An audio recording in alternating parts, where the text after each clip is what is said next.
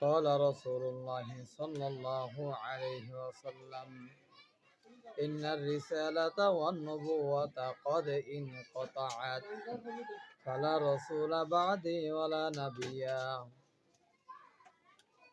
হযরত ইমাম তিরমিজি রাহমাতুল্লাহি আলাইহি বর্ণনা করেন, রাসূলুল্লাহ সাল্লাল্লাহু আলাইহি সাল্লাম বলেছেন, ইন্নার রিসালাতা ওয়ান নবুওয়াহ, রিসালাত এবং নবুয়ত কদ ইনকাতাআত, শেষ হয়ে গিয়েছে, সমাপ্তি ঘটেছে। ফালা রাসূল বা'দি, সুতরাং আমার পর আর কোনো রসুল নেই, ওয়ালা নাবিয়্যা, আমার পরও আর কোনো নবী নেই। এই হাদিসটি ইমাম তিরমিজি রাহমাতুল্লাহি আলাইহি কিতাবুর রুইয়ার মধ্যে বর্ণনা করেছেন। সংক্ষিপ্ত এই হাদিসের মাধ্যমে রাসূলুল্লাহ সাল্লাল্লাহু আলাইহি ওয়াসাল্লাম খতম নবুয়তের ব্যাপারে উম্মতকে বলে গিয়েছেন যে, উম্মত মনে রাখবা, আমার পর আর কোনো নবী নেই, আমার পর আর কোনো রসুল নেই। দিল্লি নবী, ছায়া নবী, অমুক নবী, সমুক নবী, যারা নবুয়তের দাবি করে আমার পরে, সবগুলো ভণ্ড, সবগুলো প্রতারক। সুতরাং তাদের দাবিগুলো মিথ্যা, তাদের দাবি মিথ্যা।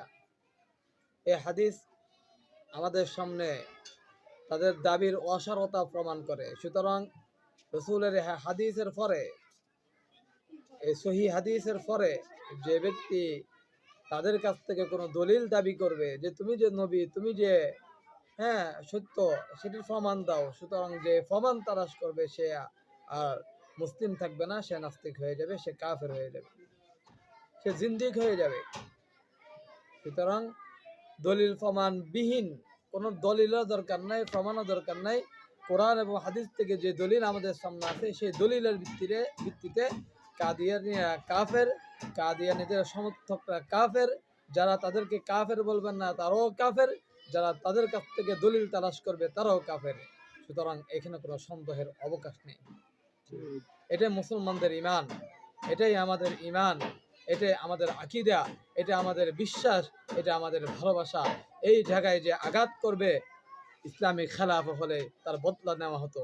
যেহেতু ইসলামী খেলাফা নেই, তাই আমরা সরকারের কাছে কমস কম একটা দাবি করি যে কাদিয়ানীদেরকে অমুসলিম ঘোষণা করতেই হবে, করতেই হবে। এই দাবি পক্ষে আমরা সমস্ত মুসলিমরা ঐক্যবদ্ধ। ইনশাআল্লাহ আজ না হতে কাল আমাদের এই দাবি বাস্তবায়িত হবে। আমরা সবাই ইনশাআল্লাহ আপন আপন স্থান থেকে আমরা মাঠে থাকবো, আমরা ফেসবুক, অনলাইন প্রত্যেকটা জায়গায় সরব থাকবো। আমরা চেষ্টা করে যাব আমাদের নবীর শান ও মানকে